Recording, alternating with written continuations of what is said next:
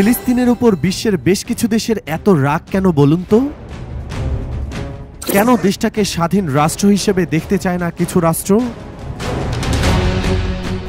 এবার পাল্টে গেল চাল। জাতিসংঘে ফিলিস্তিনের পাশে অধিকাংশ দেশ। একা ইসরায়েল এবার টক্কর দিতে পারবে তো? ওদিকে ইসরায়েল হামাস যুদ্ধে বলি সাধারণ মানুষ। রাফা ঘিরে ফেলেছে ইসরায়েলের সেনা। বাতাসে শুধুই গোলাবারুদের গন্ধ। রাফার মানুষগুলো এবার কোথায় যাবে? কিভাবে রাফাকে ঘিরে ধরেছে ইসরায়েল? রাফায় ইসরায়েল সেনাকে পাল্টা আক্রমণ করছে হামাস। ধ্বংস করে দিল ট্যাঙ্ক। এরই মাঝে না পেলেও ফিলিস্তিন বড় মর্যাদা। জাতিসংঘের সদস্যপদ পেতে পারে ফিলিস্তিন। ফিলিস্তিনিদের বহুদিনের স্বপ্ন তাহলে কি এবার পূরণ হবে? রাফায় ইসরায়েলকে পাল্টা জবাব দিল হামাস। তাহলে শেষমেশ রোখা গেল না ইসরায়েলকে? ইতিহাসের বড় মানবিক বিপর্যয়টা ঘটতে চলেছে না তো? রাফার অর্ধেক ঘিরে ফেলেছে তেল আবিবের সেনা। এবার কি হবে? যে যেদিকে পারছে প্রাণের ভয়ে সেদিকে পালাচ্ছে। বড্ড অসহায় ফিলিস্তিনিরা। ভীষণ উদ্বিগ্ন জাতিসংঘ। এত আলাপ আলোচনার পরেও যেন ব্যর্থ যুদ্ধবিরতি চুক্তি। এই মুহূর্তে যদি গাজার দিকে তাকান তাহলে দৃশ্যটা অত্যন্ত করুণ। রাফার মানুষগুলো একটি নিরাপদ আশ্রয়ের সন্ধানে ছুটে বেড়াচ্ছে। না আছে মাথার ছাদ, না আছে খিদে মেটানোর ন্যূনতম খাবার। ইতোমধ্যেই রাফার পূর্বাঞ্চলের পুরোটা ঘিরে ফেলেছে ইসরায়েলি ট্যাঙ্ক। যুক্তরাষ্ট্রসহ আন্তর্জাতিক সম্প্রদায়ের উদ্বেগকে পাত্তাই দিল না ইসরায়েল। আশঙ্কা সত্যি করে গাজার দক্ষিণাঞ্চলীয় শহর অর্থাৎ রাফার বড় ধরনের স্থল অভিযান শুরু করে দিয়েছে দেশটি। শুধু তাই নয়, নিয়ন্ত্রণ করছে পূর্ব আর পশ্চিম রাফা সংযোগকারী সড়ক। গত কয়েকদিন ধরেই রাফার পূর্ব আর উত্তর পূর্বাঞ্চলে ক্রমাগত শোনা যাচ্ছে বিস্ফোরণ আর গোলাগুলির শব্দ। তবে ওদিকে থেমে নেই হামাসও। ইসরায়েলি বাহিনীর সঙ্গে টক্কর দিতে তারাও জোরদার করেছে লড়াই।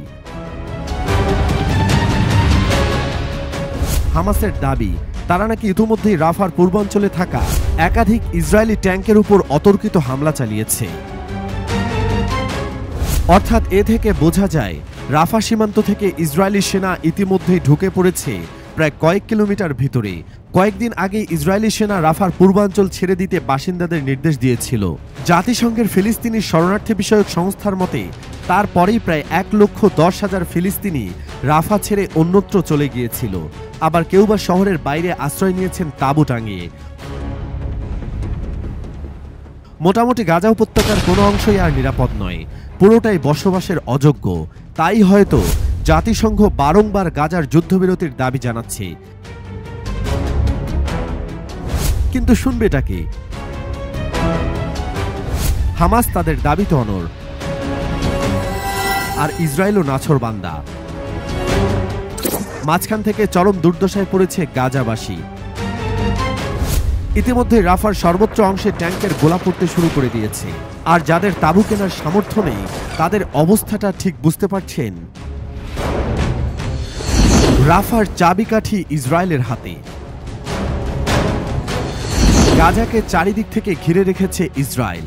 রাফা ক্রসিং এবং তার দুই পাশে বিস্তৃত রয়েছে প্রায় 3.5 কিলোমিটার এলাকা, যাকে বলা হয় ফিলাডেলফি করিডোর। সেটাও সম্পূর্ণ ইসরায়েলি সেনাদের নিয়ন্ত্রণে। হঠাৎ যুদ্ধে জর্জরিত গাজাবাসী কিন্তু এই সীমান্ত দিয়ে চলাচল করতে পারবে না। আবার রাফা সীমান্ত দিয়ে কোনো সাহায্যও প্রবেশ করতে পারবে না। যে কোনো মূল্যে ইসরায়েল যেন রাফা থেকে হামাসের ঘাঁটি উপড়ে ফেলতে তৎপর। রাফা ক্রসিং ছাড়াও স্থলপথে গাজার আরো দুটি ক্রসিং রয়েছে।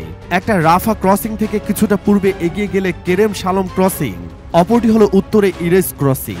এছাড়াও ইসরায়েলের সাথে গাজার আরো 4টি ক্রসিং থাকলেও সেগুলো প্রায় 10 থেকে 15 বছর ধরে বন্ধ রয়েছে। যুদ্ধ শুরুর পর থেকে ইসরায়েল আর গাজার মধ্যে 2টি ক্রসিং বন্ধ। আপাতত খোলা রয়েছে শুধুমাত্র রাফা ক্রসিং, যা গাজার মানুষের কাছে প্রায় লাইফলাইনের মতো।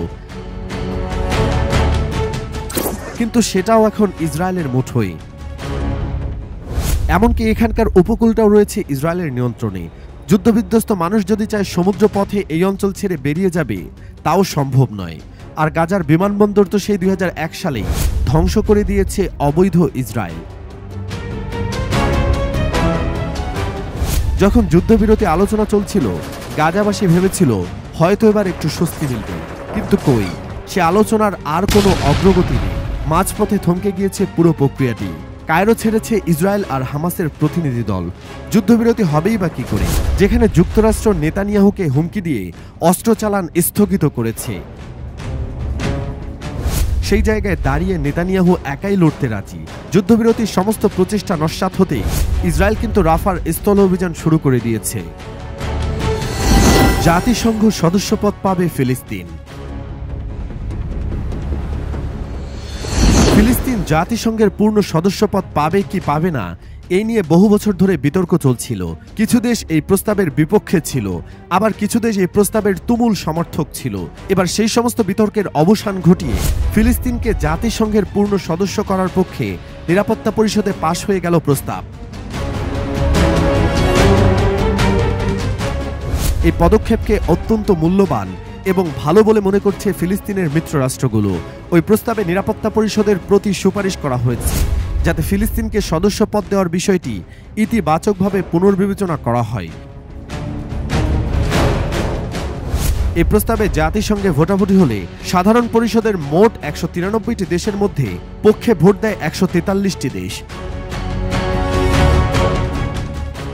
আর বিপক্ষে ভোট দেয় যুক্তরাষ্ট্র, ইসরায়েল সহ 9টি দেশ। অপরদিকে ভোটদান থেকে বিরত ছিল 25টি দেশ। তবে হ্যাঁ, হয়তো এই ভোটের মাধ্যমে ফিলিস্তিন জাতিসংঘের পূর্ণ সদস্যপদ পাবে, কিন্তু ফিলিস্তিনিকে জাতিসংঘে যুক্ত করার পক্ষে একটা বৈশ্বিক স্বীকৃতি হিসেবে কাজ করবে। এর আগেও কিন্তু নিরাপত্তা পরিষদে ফিলিস্তিনকে রাষ্ট্রের স্বীকৃতির প্রস্তাবটা উঠেছিল। যেহেতু যুক্তরাষ্ট্র ভেটো ক্ষমতা প্রয়োগ করে, তাই সেই প্রস্তাব খারিজ হয়ে যায়। প্রক্রিয়াটা যতটা সহজ ভাবছেন ততটা কিন্তু সহজ নয়, কারণ 2012 সাল থেকে ফিলিস্তিন জাতিসংঘের পর্যবেক্ষক হিসেবে মর্যাদা পেলেও জাতিসংঘের সদস্য নয়। জাতিসংঘের পূর্ণ সদস্যপদ পেতে হলে প্রথমে নিরাপত্তা পরিষদে প্রস্তাব পাশ হতে হয়, তারপর সেটি পাশ হবে সাধারণ পরিষদে। তারপর যদি কোনো জাতিসংঘের স্থায়ী সদস্য ভেটো ক্ষমতা প্রয়োগ করে, তা আটকে যাওয়া কোনো অস্বাভাবিক ব্যাপার নয়, যেমনটা হয়েছিল আগের বারে। প্রসঙ্গত বলে রাখি, এবারে কিন্তু ফিলিস্তিনের পক্ষে আশা করা হয়েছিল হয়তো 120 থেকে 130টা ভোট পড়বে, কিন্তু প্রত্যাশার চেয়ে ভোট পড়েছে অনেকটা বেশি, 143টি। কূটনৈতিক মহল মনে করছে এই প্রস্তাব প্রমাণ করে দিল বিশ্বের অধিকাংশ দেশ ফিলিস্তিনিদের স্বাধীনতা আর অধিকারের পক্ষে, আর বিপক্ষে রয়েছে ইসরায়েলের বিরুদ্ধে। ওদিকে আবার এই ভোটাভুটির মাঝে নিন্দার সুর শোনা গিয়েছে ইসরায়েলের রাষ্ট্রদূত গিলান এরডানের গলায়। তার মতে জাতিসংঘ স্বাগত জানাচ্ছে একটা সন্ত্রাসী রাষ্ট্রকে। বিতর্ক যাই থাকুক, আপাতত সাধারণ পরিষদে ভোটের মাধ্যমে হয়তো জাতিসংঘের পূর্ণ সদস্যপদ পেল না ঠিকই, কিন্তু অতিরিক্ত কিছু সুবিধা করতে চলেছে ফিলিস্তিন। পরিষদের অধিবেশন কক্ষে অন্য সদস্যদের সঙ্গেও আসন পাবে দেশটি, যদিও কোনো প্রস্তাবে ভোট দেওয়ার সুযোগ পাবে না। ফিলিস্তিনকে স্বাধীন রাষ্ট্রের মর্যাদা দিতে অসুবিধা কোথায়? জাতিসংঘের ফিলিস্তিনের সদস্যপদ পাবে কি পাবে না, এই জল্পনার মাঝে আরেকটি প্রশ্ন কিন্তু বারবার ঘুরে ফিরে আসছে। কেনই বা ফিলিস্তিনকে রাষ্ট্র হিসেবে কিছু কিছু দেশ স্বীকার করতে চায় না? ফিলিস্তিনের ওপর এত রাগ কিসের? এক্ষেত্রে কূটনৈতিক মহলের একাংশের মতে, যেহেতু ইসরায়েল আর ফিলিস্তিন একে অপরের ঘোর শত্রু, তাই ইসরায়েলের পরম মিত্র দেশ কিংবা যে যে দেশ ইসরায়েলকে অন্ধের মতো সাপোর্ট করে, তারা ফিলিস্তিনকে সহজে স্বীকৃতি দিতে চায় না। দুই দেশের বিবাদ মেটাতে কম শান্তি আলোচনা হয়নি। সেই 1990 সালে শান্তি আলোচনা শুরু হয়। তারপর 2000 সাল থেকে শুরু করে ধীরে ধীরে ব্যর্থ হতে শুরু করেছে সেই আলোচনা। 2014তে এসে ওয়াশিংটন ইসরায়েল আর ফিলিস্তিনের শান্তি আলোচনার পুরোটাই ব্যর্থ হয়ে যায়। বড় প্রশ্নের মুখে পড়ে দুই দেশের সীমানা থেকে শুরু করে ভবিষ্যৎ ফিলিস্তিন রাষ্ট্রের প্রকৃতি, জেরুজালেম কি হবে, ফিলিস্তিনি শরণার্থীদের ভবিষ্যৎ কোন দিকে পৌঁছাবে সহ একাধিক জটিল প্রশ্ন।